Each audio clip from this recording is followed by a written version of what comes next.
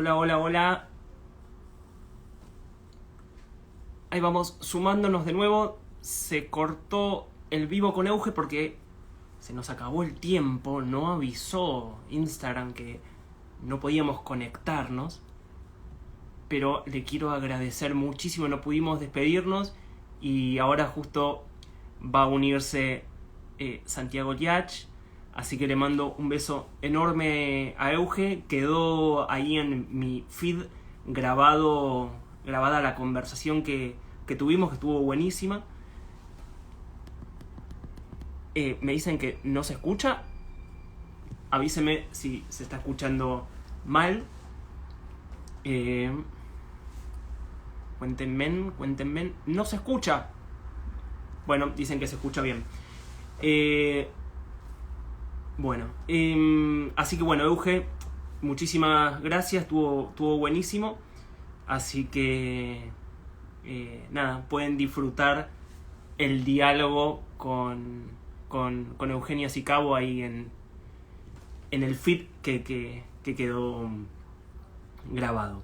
Mientras tanto, lo esperamos a Santiago Liach, que ya voy a esperar su invitación. Bueno, ahí todos escuchan bien. Buenísimo. Nos faltó el top 5 de Euge. Para la próxima repetimos. Y se lo consultamos. Nos quedamos sin tiempo. ¿Estás por ahí, Santi?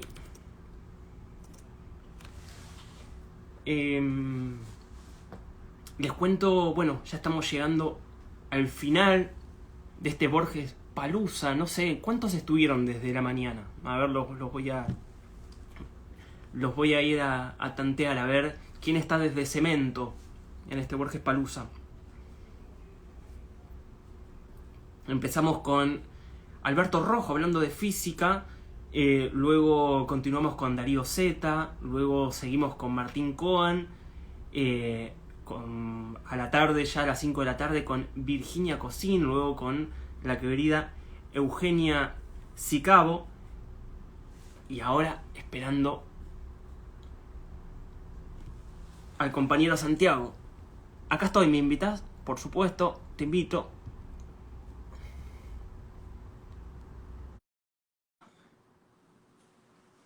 Vamos a ver.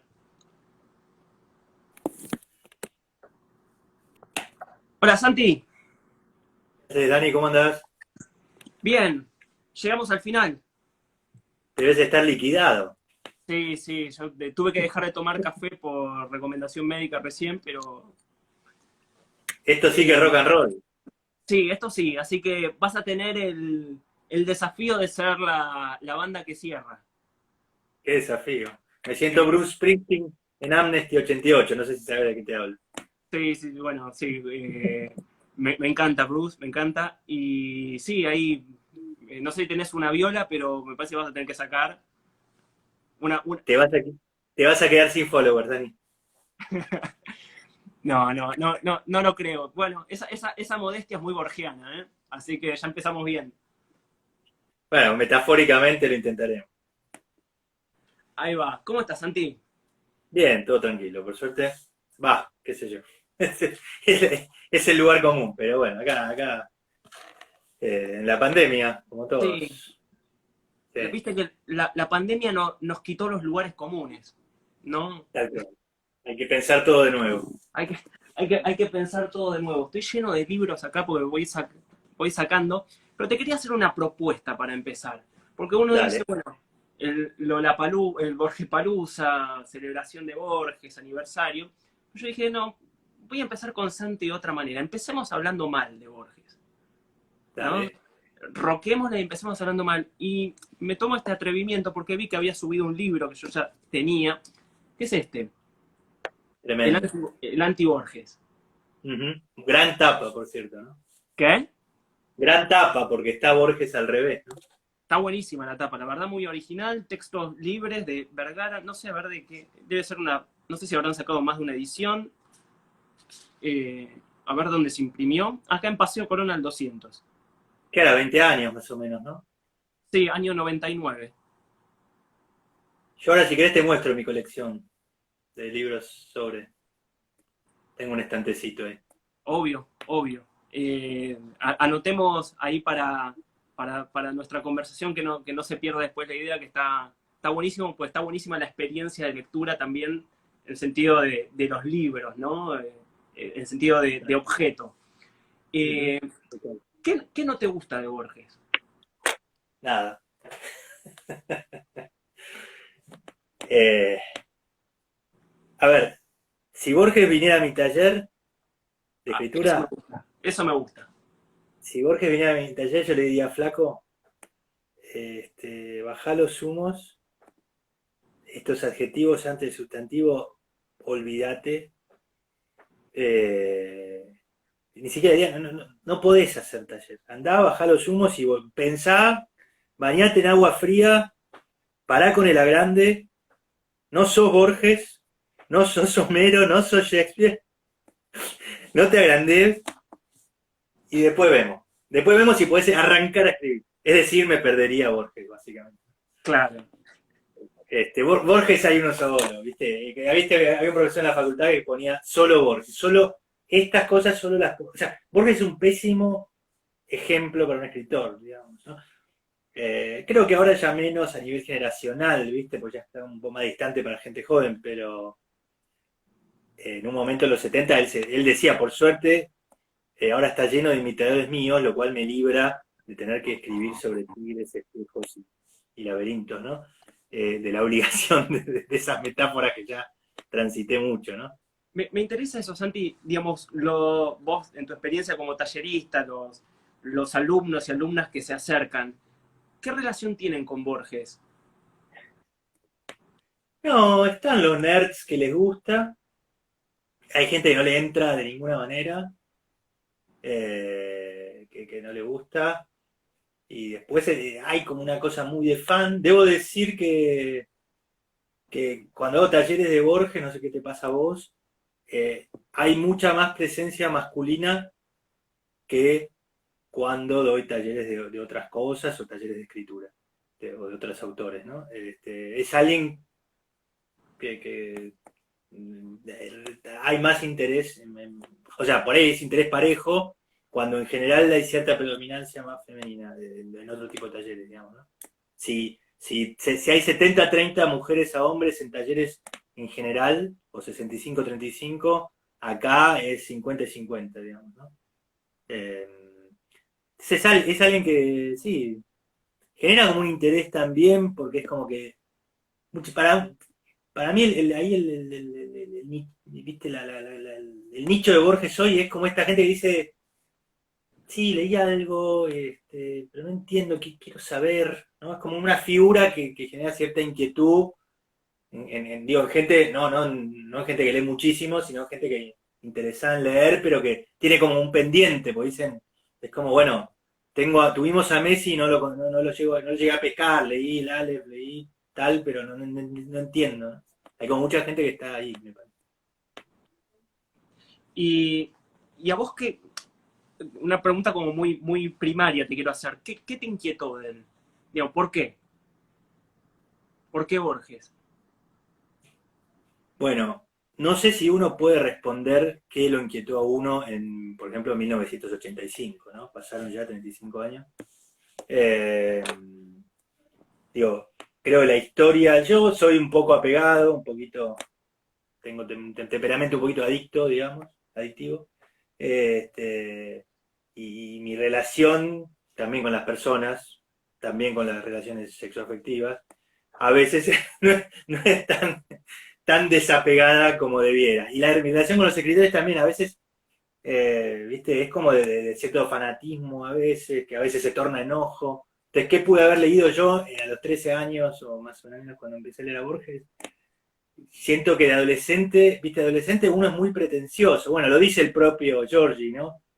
Cuando en el otro, cuando el viejo Borges se encuentra con el joven Borges y dice, bueno, los poetas jóvenes, ¿no? Les gustan las metáforas, se oculta, como no saben mucho de la vida y están muy inseguros, se ocultan detrás de las metáforas. Bueno, paradójicamente, Borges es un autor que a muchas veces al adolescente le entra por ese lado, por el lado, mirá, qué hermosamente solemne que es todo esto, ¿no? Que después uno se da cuenta que para Borges, creo que uno de sus grandes dramas era la conciencia de su propia solemnidad, ¿no? Era un problema para él. Siempre estaba esta oscilación entre la fascinación con lo coloquial, que es todo ese, bueno, que está todo a lo largo de su carrera, sobre todo al principio, y que para mí se está muy bien reflejada en los 9 años que tarda en escribir Hombre de la Esquina Rosada para reponer la voz de un cuchillero que él había conocido y que había muerto, fascinado por los que no eran como él, ¿no? Los muchachos, los fieritas, serían hoy, los muchachos que con calle, ¿no? Y por el otro lado, toda su cultura literaria y demás, ¿no? Entonces el drama siempre está por ahí. Bueno, él va a terminar diciendo algo así como, creo que estuve toda mi vida escribiendo ese cuento, ¿no? Digamos, que pasó de hombres pelearon, leyenda policial, hombre de la esquina rosada, y recién justamente con Euge Sicabo hablábamos de historia de Rosendo Juárez. Es decir, que ya con 70 años sigue reescribiendo ese texto. Digo, va a tener un método sobre ese escrito que es extraordinario. Durante 50 años va a escribirlo. Impresionante. Y empieza, ¿viste? Se descubrió ahí Daniel Balderston, lo tenés, que es el que tiene la de Borges en la Universidad de Pittsburgh, la página esa de Borges donde está todo. Dice, alguien descubrió, ¿no? Él lo cita, que el primer intento es una especie de poema a lo Martín Fierro, antes de Hombres Pelearon, donde también hay un gaucho del sur que va al norte a tener un enfrentamiento. O sea que él empieza como poema, ¿no? Y aparte fue su gran logro escribir un cuento. A mí me resulta muy alentador también a nivel de uno y la propia escritura, y esto de cuánto tarda uno en escribir ficción. Decir, bueno, Borges estuvo, primero, como decir, en total 40, pero estuvo 9 años para escribir un cuento, para darse cuenta, o sea, como vos citabas recién, hay una instancia de esta construcción de Hombres Esquina Rosada, que es, creo que Hombres Pelearon, y está creo que en el idioma de los argentinos. Y hay otro texto que es, no me acuerdo cuál es el título, algo que es que él va caminando a una esquina y tiene como una especie de inspiración metafísica y ve una esquina rosada y siente que hay un cambio en el tiempo. Y ahí le está pensando su propia perspectiva, la de él, la de Borges, es intelectual, nerd, que fascinado, ¿no? Y que después la incluirá solamente, ¿no? La esquina rosada, como se incluirá a sí mismo como escucha, ¿no? Cuando al final el narrador dice usted Borges, ¿no? Y todo, o sea, ahí ves como los hilitos, ¿no? Fascinante. Sabés que hay una frase que se le atribuyen a Oscar Wilde que dice, que yo siempre trato de transmitir en los talleres de escritura: estuve toda la mañana poniendo una coma y a la tarde la saqué. Sí, sí, sí. ¿No? Ese es. Bueno, o Borges, sí, ahí dice alguien, sí, los dos textos se llaman Hombres Pelearon y Sentirse en Muerte, ¿no? A Sentirse en Muerte me referí. Sí, bueno, lo famoso publicar para dejar de corregir, ¿no? Claro. Este, y Borges tiene, bueno, esta fascinación, creo que la cita en Biblioteca de Babel, con Anatomía de la Melancolía de Barton, que es una gran obra, escrita todo a lo largo de una vida, es como una obra interminable, ¿no? Y bueno, su obra es eso, él es bien consciente de eso, aun cuando paradójicamente su obra está compuesta de fragmentos muy pequeños y muy redondos y que forman unidad en sí misma, ¿no? Pero hay algo de la conciencia muy romántica de la escritura como una forma de vida en él, ¿no? Que claro, nunca se termina. Digamos, Totalmente. Y ahí justo hablábamos con Eugenia, y retomo con tu idea, también de la escritura como una forma de delito, ¿no? Y ahí está, por ejemplo, esta cita que vos hacés mencionar, si no me equivoco, que es el epígrafe de la Biblioteca de Babel, ¿no? Digamos, claro. La anatomía de la melancolía, como él todo el tiempo está mostrando las marcas del delito, es decir, yo lo estoy choreando de acá, ¿no? Claro. Como forma también de legitimar ese procedimiento, porque no, él controla también la manera de ser leído, no es que está diciendo, bueno, quizás alguien descubre esto. No. Él lo pone y además roba y muestra desde dónde lo robó. Entonces anula cualquier posibilidad también de crítica a ese procedimiento. Es interesante eso. Sí, él es el mejor, que es un extraordinario lector, como él mismo dice, y es el mejor lector de sí mismo, y te da todas las claves en sus prólogos, etcétera, y en sus entrevistas más tarde. Y en efecto, él se da cuenta de que el control del sentido lo tiene el lector, y de que en una época que ya no es como la de sus héroes Homero, Shakespeare o Dante, una época fundacional de una nación, ¿no? De una cultura, ya no hay un terreno virgen, y el terreno que hay es pura escritura, ya se escribe con lo ya escrito. Entonces él invierte el movimiento y entiende esas dos cosas, ¿no? No hay originalidad y el control del sentido lo tiene el lector. Entonces salta y se pone el otro lado del mostrador y es un lector que se convierte en escritor o un escritor que se convierte en lector. Y es la gran, Borges siempre está, o es interesante pensarlo en términos de lo clásico versus lo romántico, ¿no? De una idea fría del arte como artesanía calculada, que él por supuesto la tiene, y controlada, y versus el espíritu romántico, que es la literatura me cuesta vida, la literatura es una vida doble fuera de la vida, la literatura consiste en estar fuera, en ser un marginal, y todos sus personajes son marginales, y yo no controlo lo que escribo. Y él siempre está fascinado y es consciente de que uno no controla, pero yo no le encontré nada a Borges. Todo lo que vos pensás que es un error, no es un error. ¿Viste? No es un obsesivo del control tamaño cañón. Sí, algo que me fascina mucho, que él controla también en sus mentiras. Digamos, cuando él falsifica alguna cita o se la atribuye a un personaje apócrifo, fíjate que también está controlando la mentira, ¿no? Es Claro, el fingimiento, ¿no? Es muy interesante los alcances del control del sentido, porque también, obviamente, el sentido es una disputa, ¿no? Se disputa el sentido.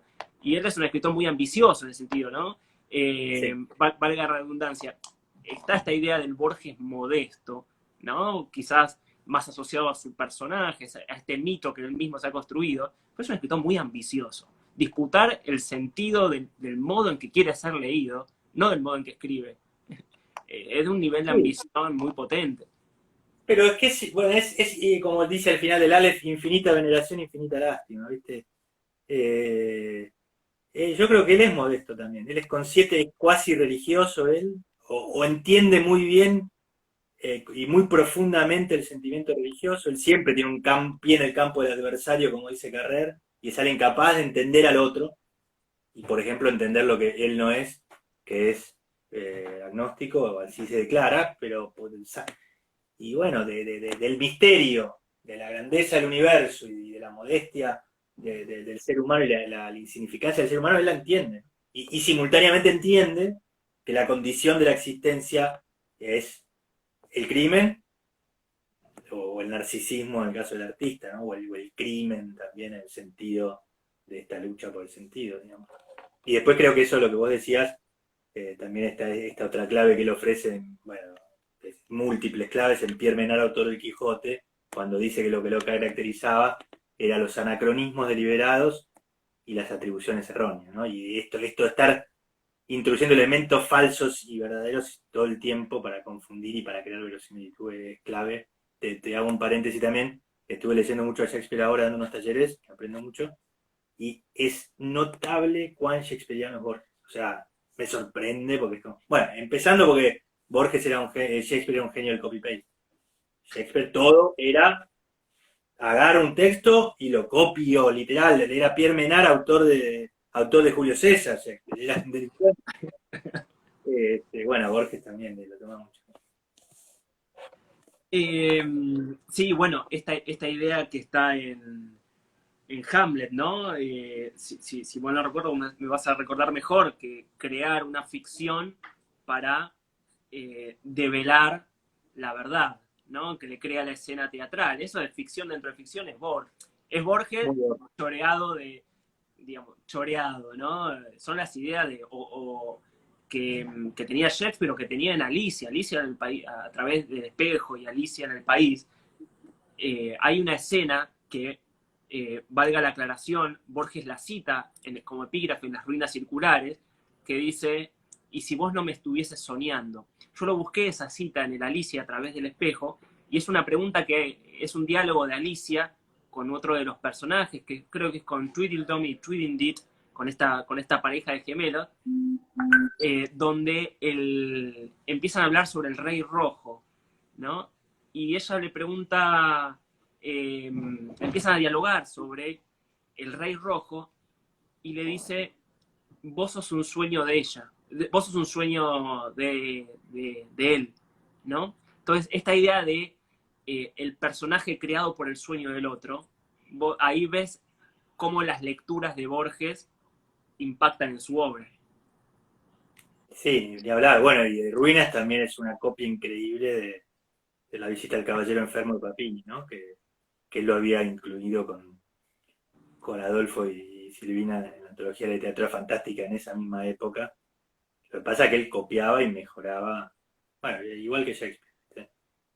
Eh, es casi emocionante, en eso sí es productivo, ¿viste? Decir, bueno, a ver, se trata de hacer versiones, de ser como para el que quiere escribir, ¿no? Decir, bueno, es habilitante, Borges me resulta muy habilitante, digamos, ¿no? Como mínimo como lector, digamos, ¿no? Como alguien que te ayuda a leer, te enseña a leer, te habilita, no tiene una idea solemne de la literatura en ese sentido, digamos. Que yo hoy arrancaba nuestra conversación un poco jugando, ¿no? Con la idea de anti-Borges y demás. Y hoy hablando con Martín Coan, le comentaba una apreciación de Piglia que hizo en la Biblioteca Nacional, que decía que la industria de Borges, ¿no? Este Producto Bruto Interno que es Borges, vende toda la obra por igual.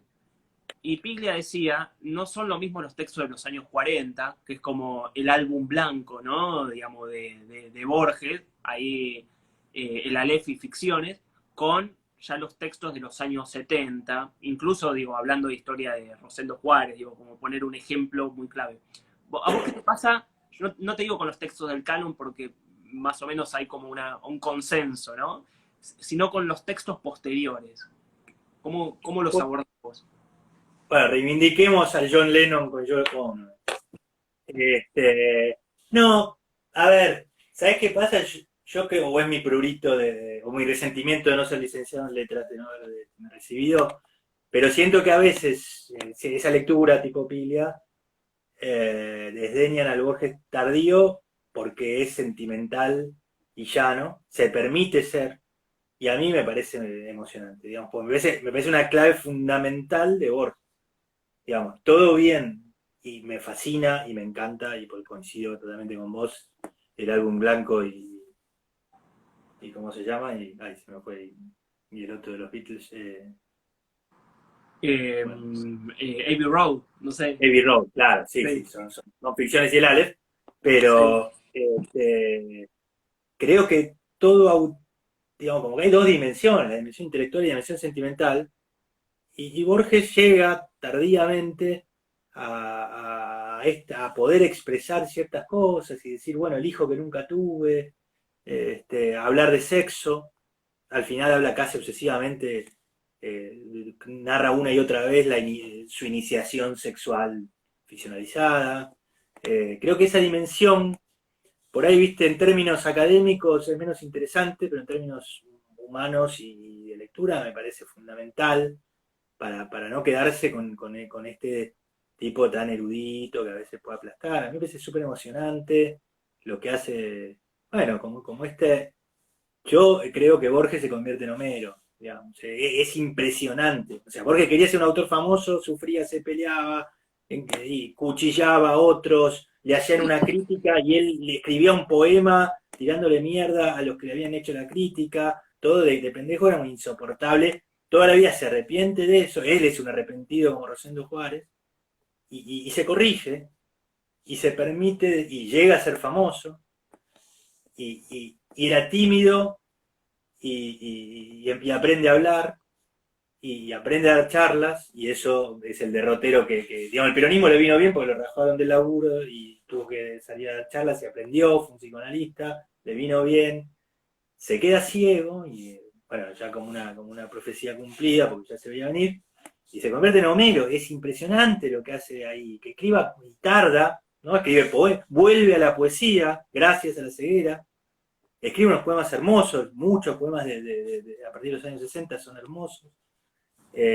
Corrige, como escuché el final de Eugenia, corrige su obra de manera obsesiva, y es impresionante, ¿no? Los cuentos del final hay sutilezas, o sea, Informe de Brody es increíble, digamos, que el tipo a los 70 años, ciego, pueda dictar.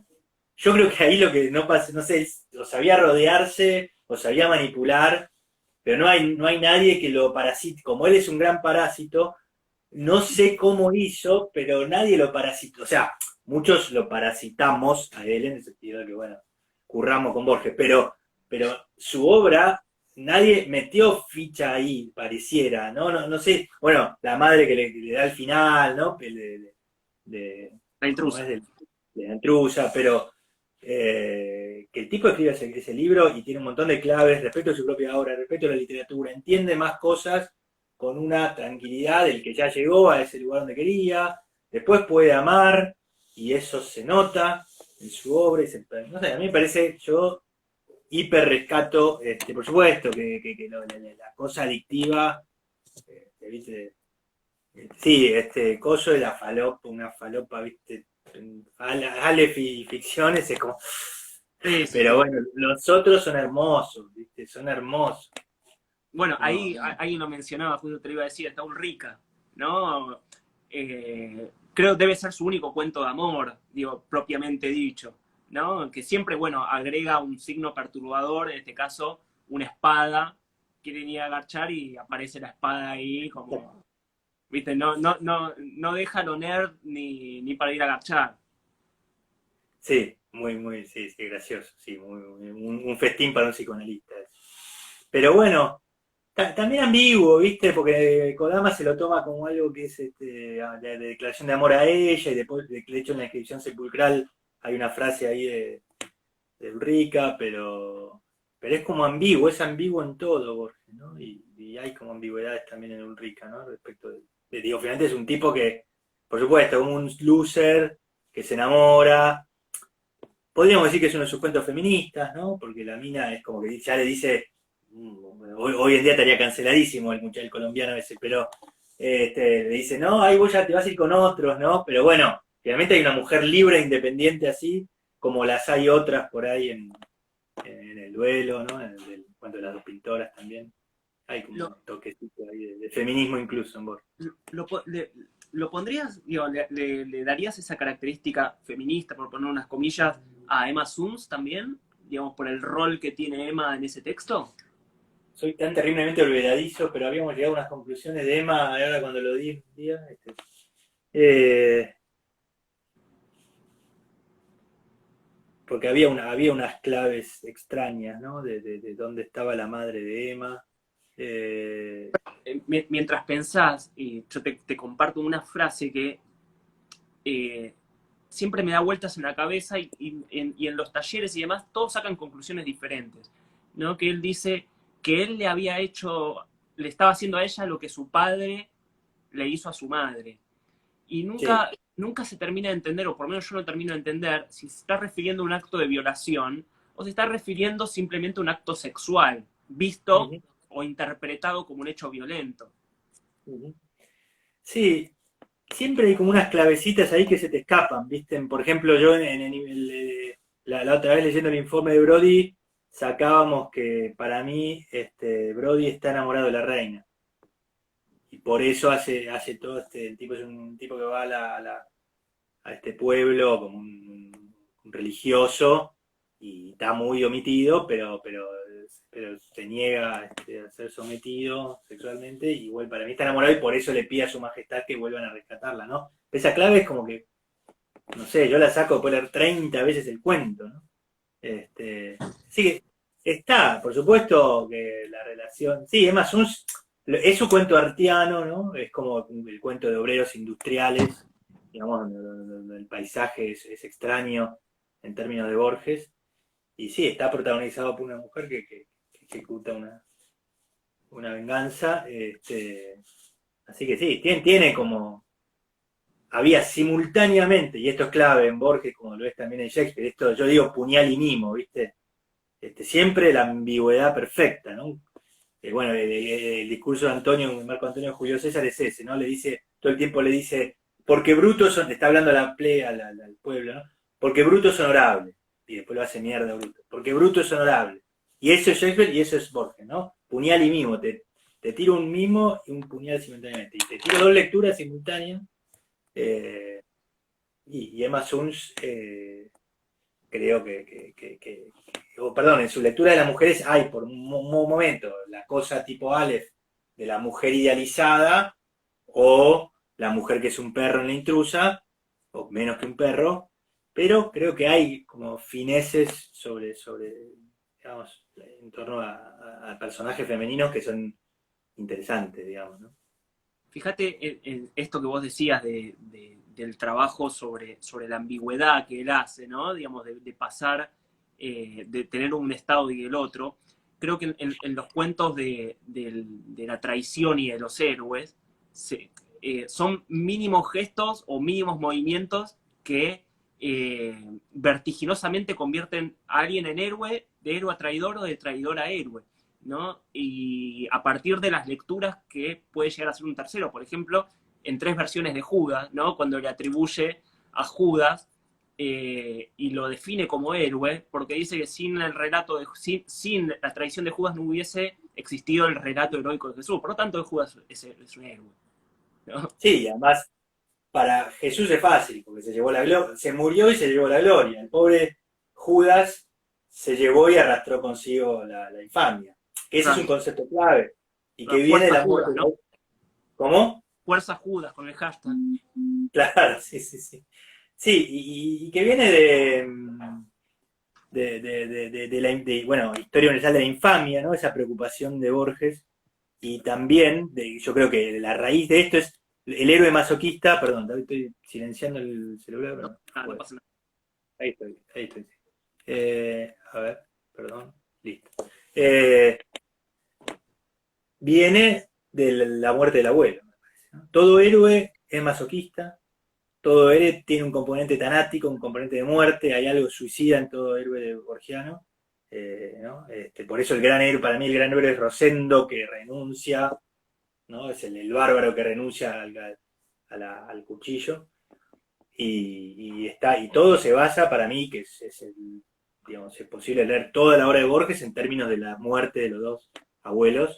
El abuelo paterno, que en la batalla de La Verde, en la realidad, estaba dividido en la lealtad era a Mitre y a Sarmiento, ¿no? Sarmiento era el presidente saliente, había habido elecciones entre Mitre y Avellaneda, y gana las elecciones Avellaneda, Mitre, que ya había sido presidente, lo acusa de fraude, y arma una conspiración, la cual estaba incluida, de la cual era parte el abuelo de Borges, que pertenecía sin embargo al ejército oficial, todavía bajo el mando de Sarmiento, y Sarmiento le manda una carta que salió hace no tanto, medio presionándolo, para que vaya con sus tropas hacia el lado oficial, que no le va a hacer nada, pero el abuelo Borges llega tarde y eso genera disconformidad entre, o sea que vuelve, pero a medias, pues llega tarde, y hay como un suicidio que la familia pintaba como heroico, pero que no se sabe cuán heroico fue, ¿no? Y el tipo cuando empieza la batalla se lanza a caballo contra el ejército enemigo y muere asesinado por sus compañeros ideológicos, digamos, ¿no? Es decir, es un suicidio, es decir, un héroe masoquista, ¿no? Y todos los personajes de Borges que mueren eh, en términos de armas, el hombre de armas está basado en esa figura, y la otra figura es la del abuelo materno, que es esos hermosos poemas Isidoro, y sobre todo Isidoro Acevedo, donde el otro abuelo muere de una congestión pulmonar, como Funes o como Pedro, ¿cómo se llama? El de la otra muerte, Pedro Damián, que muere soñando con la batalla, ¿no? Y ese es el poeta, el hombre de letras, el que muere soñando con la batalla, el cobarde en el fondo, que estuvo en la batalla y muere soñando con la batalla. Sabes que Y hay eso, que está buenísimo la reconstrucción que haces de ese relato, la batalla de la Verde, que además Borges aborda en poemas o aborda cosas de Junín, ¿viste? No sé, en el Evangelio de San Marco de repente mete Junín, mete algún elemento. Hay una biografía que a mí me gusta mucho particularmente, digo, de todas, que es la de Edwin Williamson. tremendo. Eh, Sí, y que él dice que la versión de que se suicidó heroicamente no es tan así y que el tipo murió dando una orden en la batalla y demás. Y Ujú. que el relato fue construido estratégicamente por la familia porque de otra manera hubiese sido un personaje importante para la época porque tenía a su cargo la triple frontera en Junín, y sin embargo muere por una pugna intestinal política, ¿no? Digamos, Sí, sí, no, sí, sí, no sí. hay nada menos heroico que eso. Pero digo, más No, allá creo de que la la... muerte, sí, la muerte es titirándose, pero no no como una cosa heroica, sino porque se había quedado a mitad de camino, digamos, como que no se había jugado. Y toda la obra de Borges es eso, hombres que no se deciden, muchas veces, ¿no? O que se deciden. Perdón, si te interrumpí. No, está buenísimo. Y, no, y decía que más allá de cuál sea la verdad entre comillas, de cuál ocurrió efectivamente el hecho, lo interesante es cómo Borges trabaja ese relato, ¿no? Es todo ficción. Digo, más allá de sea verdad o no. Lo que importa es de qué manera él aborda esa ficción familiar y la plantea en sus escritos, en sus textos, ¿no? Es muy interesante también eso. Sí, pero yo creo que Borges, a veces esta discusión actual sobre la literatura del yo, que me parece una categoría que malentiende la literatura, porque en la literatura siempre está el yo. Justamente creo que Borges hace un tratamiento del material autobiográfico ahí muy claro, ¿no? Y de hecho él está combatiendo con sus abuelos. O sea, este pasaje de las armas a las letras, que está en Rosendo, están tantos personajes, que es Cervantes, es un tema, un tópico cervantino, eh, es el tránsito de las constelaciones familiares de Borges, digamos, ¿no? Que van de sus abuelos combatientes a él, escritor, ¿no? Al hombre de letras, con ese eslabón perdido que es el padre, que es medio una especie de intento de escritor medio fallido, ¿no? Pero que es ciertamente una figura fundamental para Borges. Sí, él creo Fundamental en que el sentido de que es un maestro de literatura, ¿no? Que le totalmente. presenta a los escritores. Él creo que va a escribir en un verso algo así, ¿no? Que como mis mayores que murieron en la batalla, ¿no? Y yo soy el que cuenta las sílabas a la noche, ¿no? Que es Hermoso. Sí, tremendo, sí, sí. es hermoso, pero es toda una definición, ¿no? Mirá, con qué poco se definió. Sí, impresionante. Sí, ese dilema, que es más allá de las armas, es como, bueno, el dilema entre la acción y el pensamiento, digamos, ¿no? Por eso Borges para mí es como alguien muy, me preguntabas al principio, bueno, esto de qué fue lo que vi en Borges.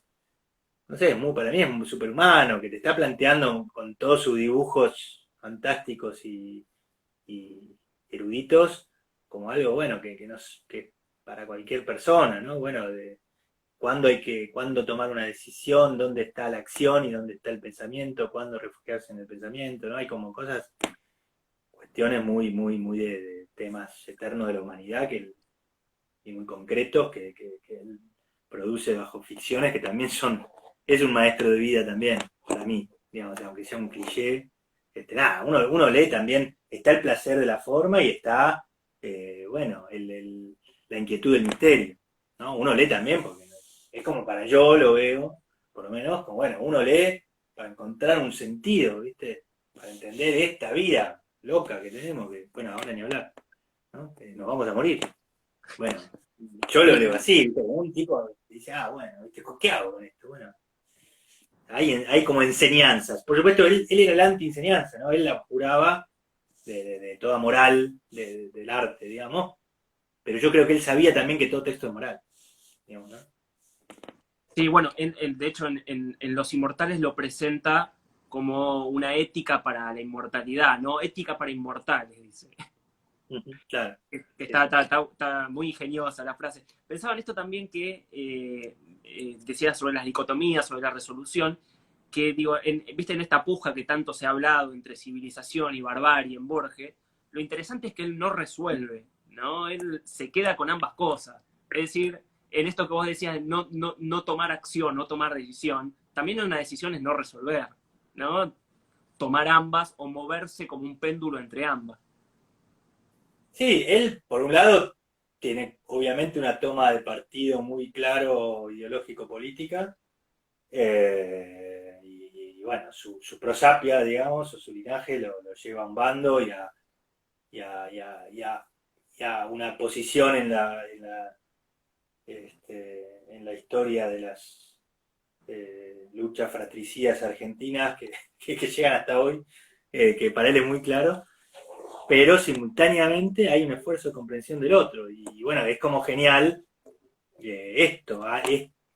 bueno, que parte de su lectura de Martín Fierro, que era una lectura prohibida para la madre, porque era la lectura de los guarangos y la de los rosistas, y bueno, ahí era una fascinación, y sus grandes cuentos de criollos, además de los cuentos de compadritos, que son inmigrantes, o andan por ahí, son los gauchos, ¿no? Isidoro Tadeo Cruz, el fin, o el muerto, que son, sobre todo los que remiten a Martín Fierro, que son, bueno, los anónimos, hijos de anónimos, que estaban del otro lado, ¿no?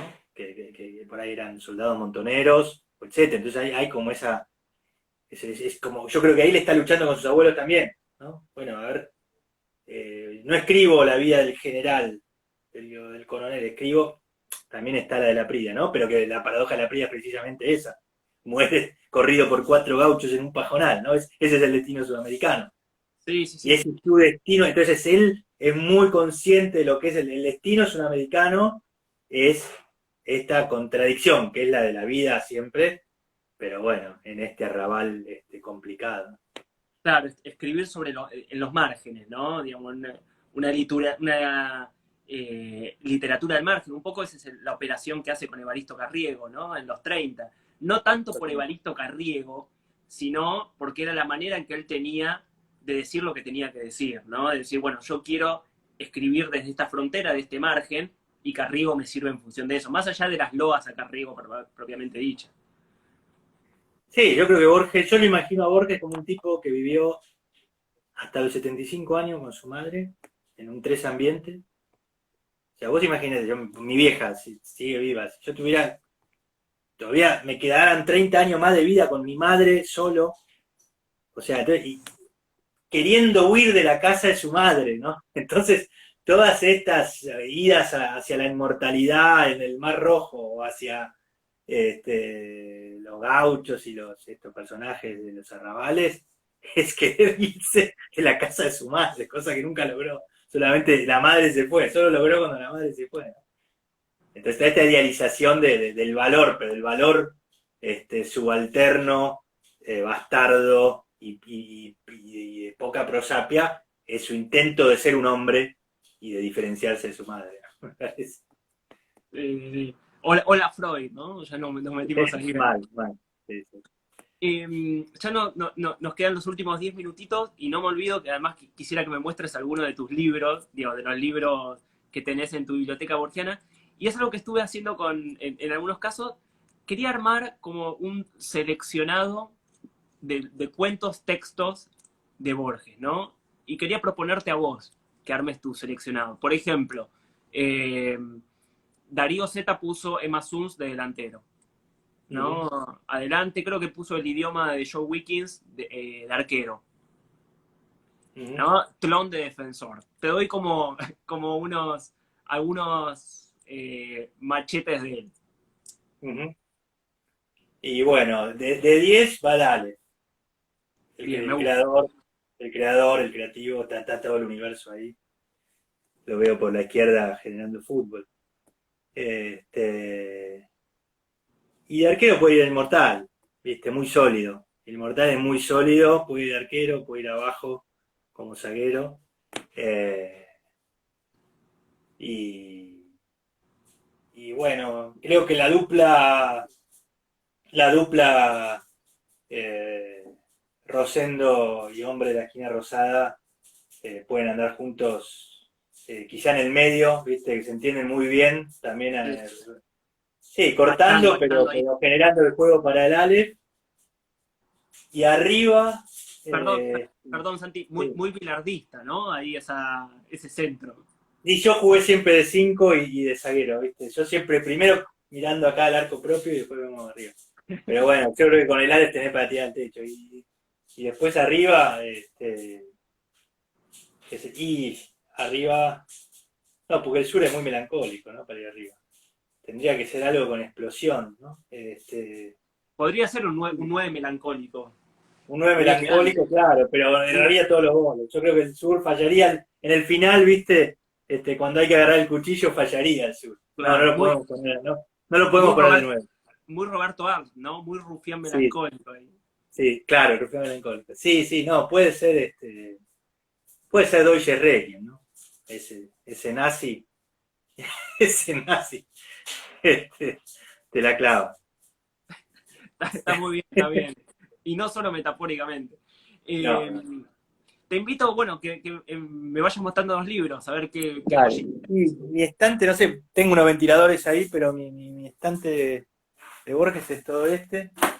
No sé si se ve. ¿Se ve Sí, sí, bien? sí, se ve perfecto. Vamos recorriendo Ahí, con vos. ahí están las obras completas. Ahí está la de Williamson, que coincido con vos, es linda. Acá Está muy tengo bien. que es una linda, aunque hecha mierda, versión del Congreso. No sé si se ve bien. Sí, sí, ahí se ve. Este, y después, para que agarro los anteojos, no veo nada. Y no, me gustan estos detallitos, ¿viste? Como, bueno, y después están todos los de crítica, eh, o libros raros, ¿viste? Bueno, de crítica, Borges y la Cábala es fundamental para toda la obsesión esta de Borges con el nombre de Dios. Por supuesto tengo los de Sarlo, los de Gamerro. Este es un clásico también de las viudas de Borges, ¿no? El de Estelita Canto, Sí, Borges sí, a sí. Contraluz. Está muy bueno. A nivel crítica, así más específica, es un poco lo que planteabas vos, de Nick Luis, Jorge Borges, no sé si se ve, Un poquito obra más y abajo, maniobra. ¿Cómo? un poquito más abajo el celu. Para que Más o menos. lo, Ahí, lo que ahí voy está a bien. hacer, me disculpa, la gente está comentando, desactivé los comentarios así se ve bien. Ahí va. Ahí está. Este es muy bueno porque detecta todas esas obras que hace Borges con su propia obra, ¿no? Bueno, lo publicó Mansalva hace poco, el libro del padre de Borges. La verdad que no lo leí. Jorge Luis Borges el caudillo, Jorge Borges el Guillermo. caudillo, ¿no? Sí. Y Jorge Guillermo Borges el caudillo. Ese está bueno. Y después me gusta, otro que todavía no leí es el del sobrino, ¿no? Ah, no lo Eh, leí ese. Apuntes de familia, de, del sobrino Miguel de Torre, ¿no? Sí. El hijo. Y por último, uno que no es de Borges, pero este me parece un libro clave, Urnas sepulcrales de Thomas Brown, ¿no? Que Borges detecta muy bien a sus antecesores, bueno, como Kafka y sus precursores. Y vos lees Claro. Thomas Brown, la vida de Thomas Brown es un genio del estilo que siempre mantenía una ambigüedad ideológica, que en el fondo era un hombre de consenso, pero también un hombre polémico, y es Borges. O sea, el tipo se obsesiona, es el libro que quiere traducir el narrador de Tronuk Orbis Tertius, que dice, bueno, mientras el mundo explota, mientras tanto yo me dedico a esta traducción quevediana que no daré la imprenta del Learn Burial de Brown, ¿no? El Learn Burial bueno, es un mundo interminable el de Borges.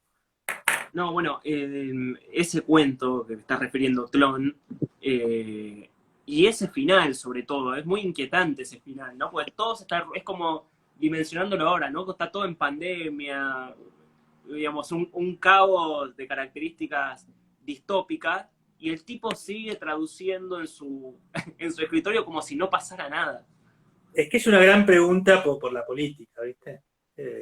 Obviamente Borges, en ese libro que mostraste al principio de nuestra charla contra Borges, obviamente las mayores objeciones son políticas, no hay casi ninguno que no diga, este tipo es un maestro, no discuto su literatura, discuto su posición ideológico-política. Pero por cierto, era un tipo politizado que tomaba partido, que discutía, que se peleaba, etcétera, etcétera. Pero era un tipo que también profundamente, más allá de su posición política, entendía este dilema del intelectual y de cualquier persona. Bueno, en esta época tan también politizada y opinada, ¿no? En la cual todos tenemos que tener una opinión política y manifestarla, o hay una especie de saturación y bueno, grietas y demás. Bueno, Borges se preguntaba por eso, ¿no? ¿Qué puedo hacer cuando, por ejemplo, porque es una especie de alusión al nazismo también, ¿no? No digo el peronismo porque todavía no estaba, pero no me extrañaría que sea casi una profecía también, ¿no? No quiero comparar el peronismo con el nazismo. Pero creo que hay como esa pregunta de qué hace el intelectual, ¿no? Se dedica a la Torre de Marfil y a traducir algo que no dará a la imprenta o interviene en la política. Bueno, Borges juega y bromea con eso, ¿no? De modo magistral. Sí, y creo que, si no me equivoco, es en el informe de Brody, que él se defiende, dice, como que siempre él manifestó sus posiciones políticas y que nunca se defiende de los que lo acusan de estar en una torre de marfil, lo cual era cierto, digamos, porque Borges hizo de todo en su vida, digo, trabajó 9 años en una biblioteca municipal, escribió prólogos, compilaciones en la revista El Subte, en la revista Hogar, daba charlas en un pueblito, digamos, tenía que ganarse el mango, es decir, tampoco tenía posibilidad de estar en una torre de marfil porque su generación histórica, ligada a la tradición argentina, era una familia ya empobrecida, digamos, en el sentido de lo que le hubiese correspondido si no hubiesen ocurrido circunstancias, ¿no? De que no le quedó ningún terreno, esta muerte en la verde, cosas ahí. Y me parece que también las propias circunstancias lo hicieron un hombre comprometido con su época. Total, y de hecho, bueno, esa es la palabra, es el prólogo al informe Brody magistral, y bueno, él usa la palabra comprometido. Yo creo que ahí se está peleando básicamente con García Márquez y con Cortázar, y con Claro. Vargas Llosa también, que en ese momento estaba de aquel lado. Con la idea del artista sartreano, digamos, esta idea del Sí, artista tal comprometido. cual, el intelectual comprometido, y él está ironizando sobre eso, y por eso dice, bueno, yo hice cuentos sencillos y relaciona esa sencillez con que no hay que hacer parábolas, ¿no? Pero bueno, y a la vez, siempre hay como una nueva vueltita, ¿no? Y a la vez sabe muy bien que, como te decía antes, ¿no? Me parece que todo texto es político, finalmente, ¿no? Todo texto. O que todo autor se juega en ese dilema entre, bueno, estoy afirmando algo sobre el mundo o estoy aportando belleza al mundo que no tiene un color político, ¿no? Bueno, ese es un poco el dilema, la estética y la ética en un punto, ¿no? Santi, agradecidísimo que haya cerrado este Borges Palusa. Debería haber tenido yo, estuve mal, algún tipo de música, ¿no? Eh, tipo. Ay, se me fue este tema de Paul McCartney que siempre tira los fuegos artificiales de su época solista. Claro, Eh, sí, con todo. ¿Cómo se llama? Live and Let Die. Es, bueno, No me lo acuerdo.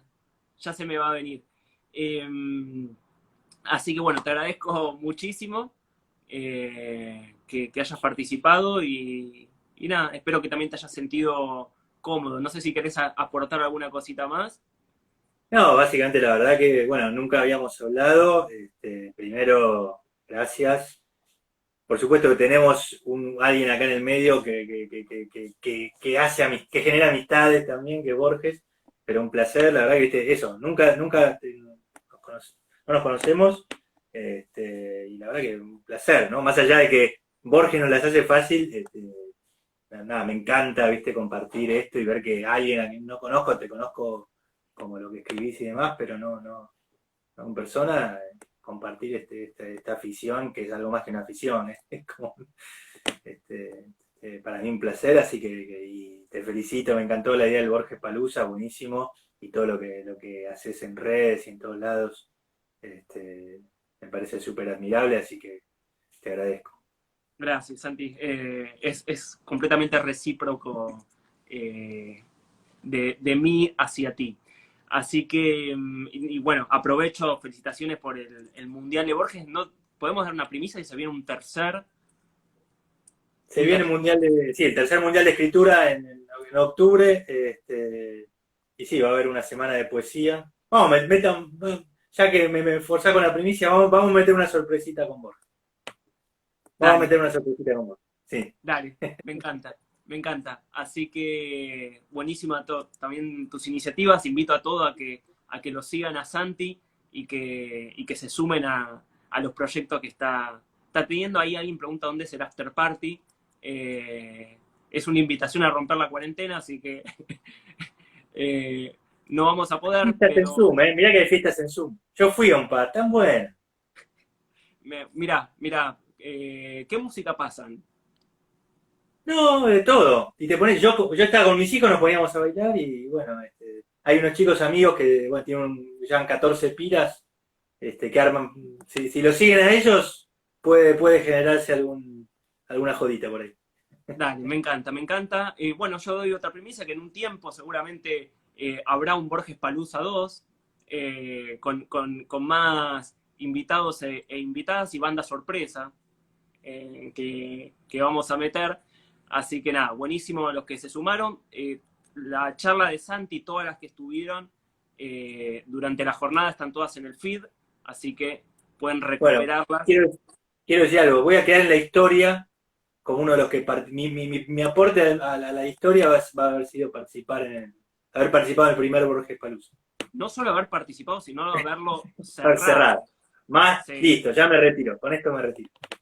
Sos como Freddy en Wembley. Claro, sí, sí, Tan, sí. tan, tan, taratán, Más, tan. Ahí, cerrando ahí, ¿no? We Are the Champions también. más no se puede pedir. Dale, Santi, encantadísimo y a todos por haberse sumado. Les agradezco mucho y hasta la próxima.